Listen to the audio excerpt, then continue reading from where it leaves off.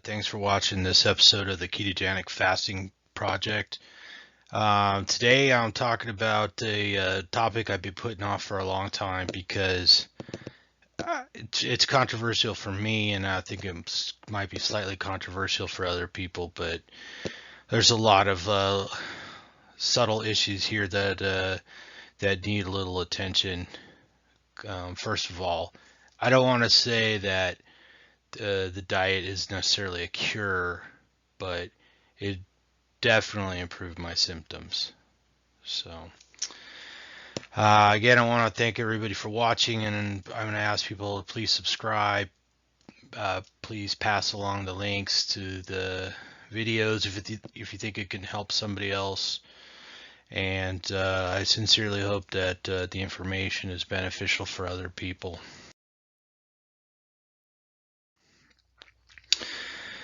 So obviously the topic today is autism, and it's in the news a lot. You see a lot of bumper stickers, and well, it's and some would describe it as a growing epidemic.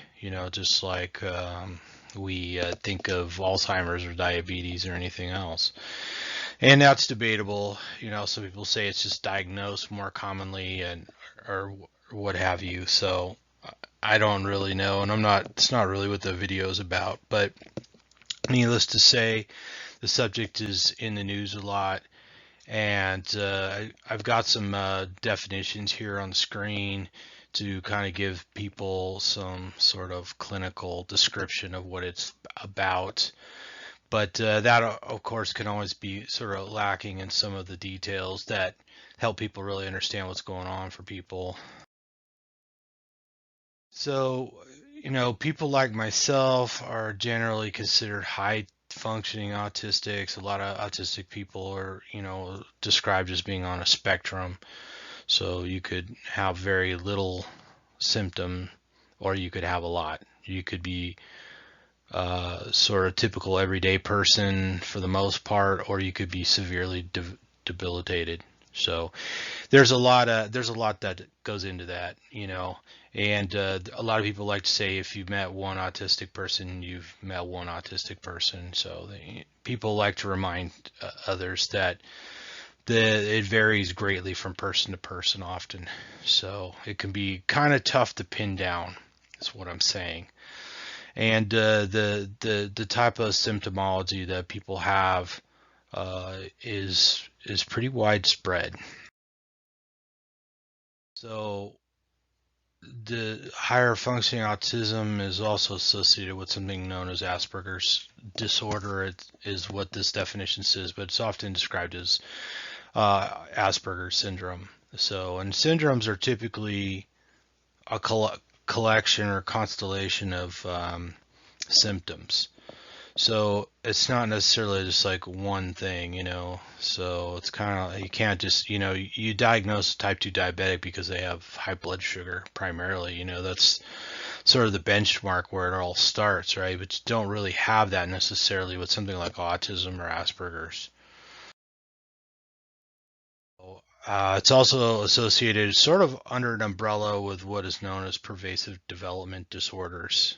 So now these definitions have changed slightly over time, and it depends on who you ask and when you ask. And in the United States, a lot of people refer to the DSM, or the Diagnostics and Statistics Manual, which was not too long ago revised, and they changed some classifications. And if you go to other countries or you look at other organizations, you might find a slightly different definition. So, again, that's not really what the video is about, but just to kind of paint a broad brush for people to get some sort of framework for understanding what I'm talking about today.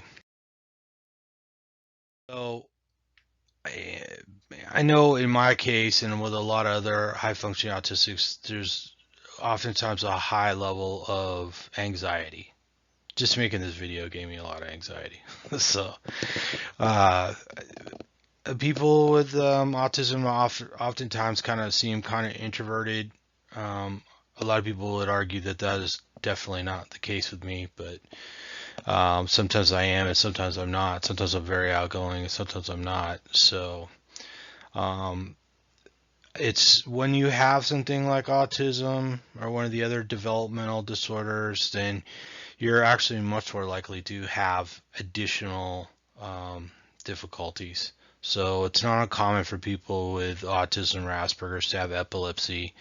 In my case, I'm dyslexic. I was originally just diagnosed with some general sort of learning disability. I think they actually called it visual memory inhibitance. And it just so happened the specialist who diagnosed me and just gave me all these tests. I think it was a psychometrist. Uh, was trained differently, and dyslexia just wasn't in the criteria.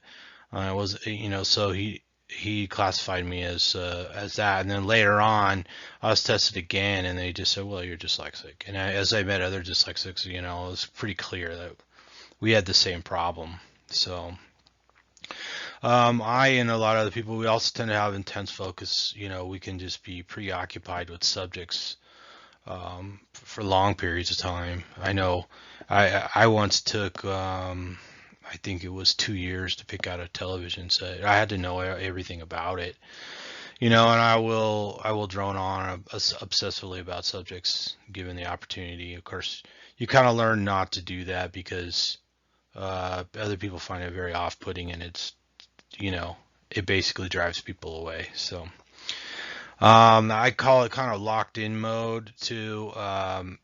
Sometimes you just that's where your mind's at. It's kind of like you get tunnel vision, only it's like an internal tunnel vision where you're just in a mode. And I as I get older, it's gotten better. Uh, so obviously on this diet, it's gotten drastically better. I used to have more nonverbal days where it's just like it seemed to take a great deal of effort to talk. It you're thinking obviously constantly, but you're not able to verbalize readily. It's almost like there's like a barrier to having a conversation with somebody. So I used to be amazed at when I could just make it through the day without actually having to talk to anybody. And I'm not like that all the time. It's a occasional thing. So, and I tend to really enjoy routines. I'm not saying I'm necessarily really rigid. I'm not one of those people that just loses their mind when, they don't do something at a certain time of day or whatever, but it does generate a great deal of anxiety when I break routine. So, um, actually eating the same food every day actually works awesome for me. Being able to go to the store and buy the same food. I have this thing a lot of people like me do. It's like when we go to the market or any store, I know where everything is in the store before I get there, or if I have to go to a different store, it's a problem, but I get through it. So I will actually make my list based on where I know everything is located in the store. And if the list's not quite right, I'll often remake it so it's in the correct order so I can go in and knock it out as fast as possible. So anyways, I'm not the only one. I know there's other people out there who understand that. And again, somehow that's gotten better with this diet. Well, if anything, when you go on carnivore, it's so simple. You don't really have to worry about much. You're like, yeah, I'm going to eat a couple pounds of meat a day or whatever, and you won't have that on hand, and that's it. That's nice. Uh, Again, a lot of autistic people have autoimmune diseases. In my case, I had the arthritis and the psoriasis. You get, obviously you can have a lot of inflammation in your joints. In my case, I startle easy. So like sights and sounds that are unexpected make me jump, and I don't even know I'm going to do it. In fact, I jump so hard I scare the people that happen to startle me. And it seems to be harder on other people than it is on me, actually. I know some people get very upset and like it can ruin a day for them. But me, it's kind of like I jump and like I'm over, and I don't even, I jump and I don't almost have any sort of response other than that. There's no emotional response on my part. It's just like when something appears in my sight that I didn't anticipate because I didn't hear it or whatever, or there's a loud noise, I'll jump. Um, but then it's over. So I don't know. So, and I've always been sensitive to light. I wear dark glasses outside all the time. I gotta have the lights low inside. They've made jokes about my office at work. They call it the opium den because it's so dark in there. And I work in front of a computer all day, so I work on screens that I keep dark. I use dark backgrounds and everything. I just never been able to tolerate the light, and I've had different doctors and optometrists and stuff look at my eyes, and there's nothing wrong with them. And I actually have kind of good eyesight for my age. I'm 47 now, and I still don't wear glasses, and I work in front of a computer all day. So, anyways, whatever that is, these are just kind of more symptoms. Like I said, you tend to get hyper focused on things, or I kind of like the term perseveration, because it's not necessarily so much that you're focused on one thing and obsessing about one thing, but like you get on a subject and you have to learn everything you can about it, right? You have to explore it, and it's mostly mental. It's mostly reading and examining and measuring and documenting and all that, which I do. And I have to be very careful with that, or otherwise I'll just burn all kinds of time on it. So it's believed that autism begins in the womb. I don't really know if it's always does. I don't know that there is an answer to that, and that's controversial. I'll probably get some hate mail for bringing it up. Maybe there's some environmental influences that make it worse or make it manifest different, which will probably get me some hate mail. And I think that how people experience the symptoms might be related to glucose and carbohydrate metabolism. So I kind of suspect the whole controversial thing about vaccines is not necessarily that vaccines cause autism, but maybe the assault on the immune system of having them so close together causes the disorder to manifest itself in a more intense manner. Because there is a strong correlation between autoimmune diseases and autism. So, vaccines are really just stimulating your immune system to get it ready to kill germs. So I often wonder if just spreading out the vaccinations would would be beneficial. And I think that eventually they'll have a test to see what people are going to be sensitive to that type of thing, and then they'll be able to inoculate people in a time frame that's appropriate for that individual. But that's a little off course, but I think I think all this ties together. So we've got controversial origins, we've got controversial diagnosis. I know in my case, I was an adult when I found out. And the only reason why I even got diagnosed is because I had a friend who told me, oh yeah, you're clearly autistic. And I thought she was nuts. But she had been married to somebody like me, and she talked a lot about what went on. And I was like, yeah, that does sound like me. And so I talked to my healthcare provider about it, and they they ran me through a bunch of tests, and I got diagnosed. So here we are, and I would say it's a good thing overall because it's helped me understand a lot of the things I struggled with.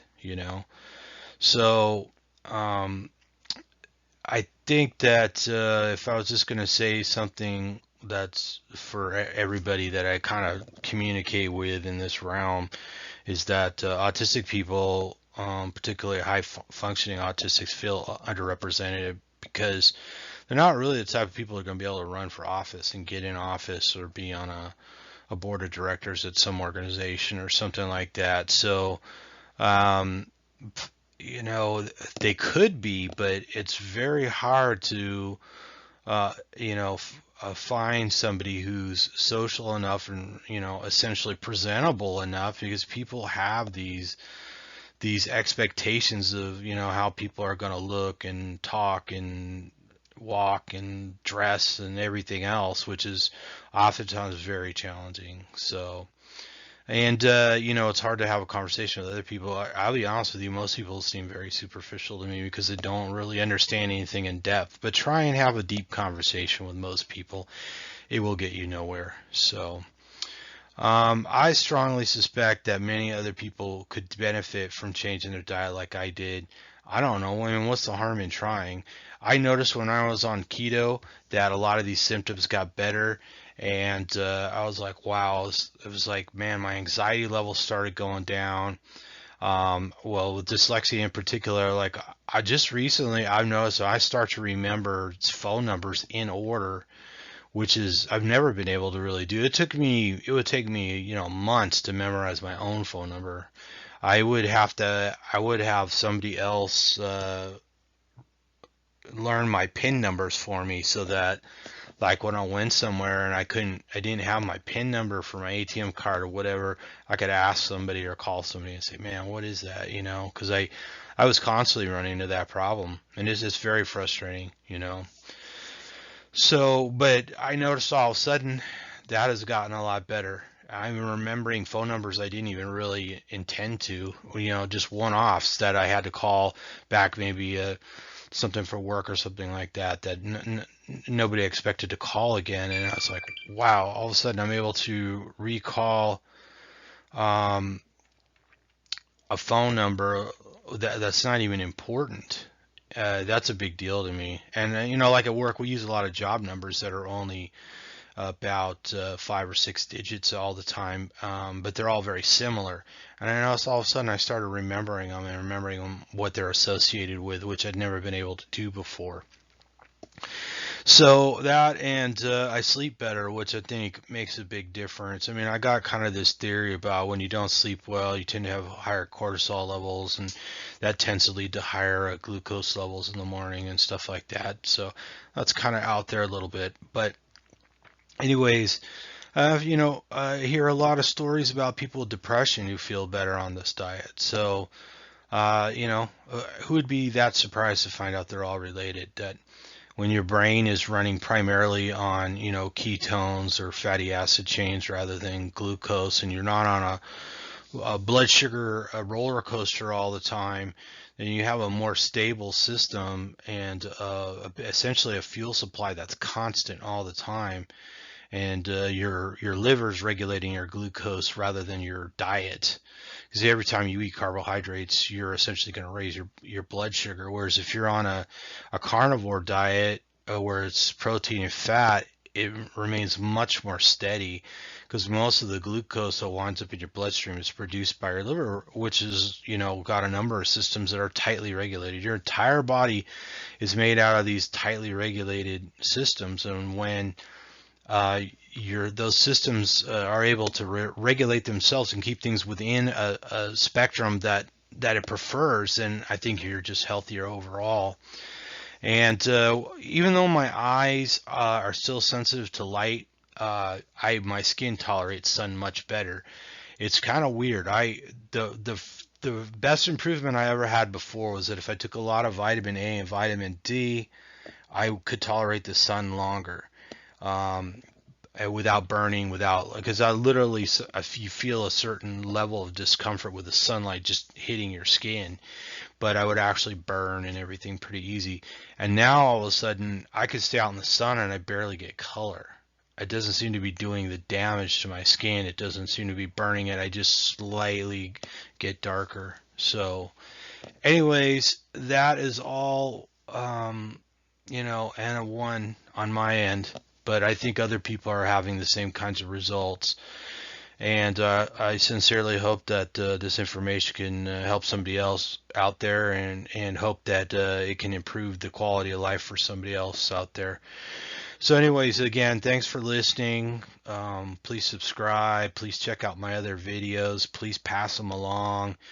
And if you want to give me some feedback, you go ahead. I don't get that much. It's usually complaints, but anyways, I want to make better videos. I know they're not the most entertaining videos. I know there's not a whole bunch of screens flipping around, and there's not a bunch of fancy graphics, but I do them for information, more than I do for entertainment. So anyways, thanks again. Signing off, and hopefully I'll have a new video soon.